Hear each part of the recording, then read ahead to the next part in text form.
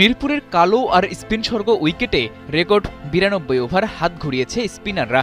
কয়েক ঘন্টার প্রস্তুতিতে আকিল হোসেন বনে গেছেন হিরো, আর বাংলাদেশের রিশাদ হোসেন তো ব্যাটে বলে ছড়িয়েছেন দুটি। কিন্তু এমন উইকেটেও ক্যাপ্টেন মিরাজ ছিলেন নিজের ছায়া হয়ে। ব্যাট হাতে কিছু রান পেলেও বল হাতে জোটেনি একটা উইকেট। তবে এমন পারফরম্যান্সের পরও আইসিসির কাছে মিরাজই সেরা। সবশেষ প্রকাশিত র্যাঙ্কিংয়ে রাশিদ খানকে টপকে বনে গেছেন চতুর্থ সেরা অলরাউন্ডার।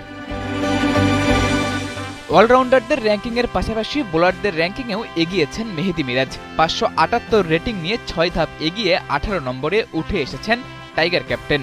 বোলারদের এই তালিকায় ১৬ ধাপ এগিয়ে ৭১ নম্বরে উঠে এসেছেন নাসুম আহমেদ। ওয়েস্ট ইন্ডিজ সিরিজে দল হিসেবে টাইগাররা বাজে পারফরম্যান্স করলেও সেখানে ব্যতিক্রমী এক নাম রিশাদ হোসেন। আইসিসি র্যাঙ্কিংয়েও তাই বাকি সবার চেয়ে ওর উন্নতি অনেক বেশি।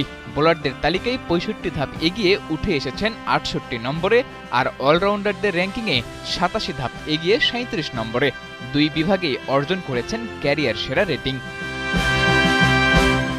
স্পিন উইকেটের ফায়দা নিয়ে রিশাদ নাসুমরা এগিয়ে গেলেও র্যাঙ্কিংয়ে বেশ খানিকটা নিচে নেমেছে তাসকিন, শরীফুল, তানজিম সাকিবদের নাম।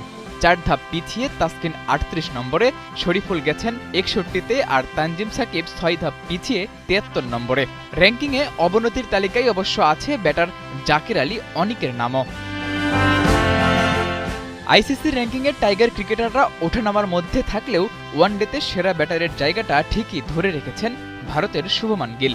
বোলারদের তালিকায় টপ পজিশন হোল্ড করছেন রাশিদ খান, আর অলরাউন্ডারদের তালিকায় আছেন তারই স্বদেশী আজমতুল্লাহ ওমরজাই।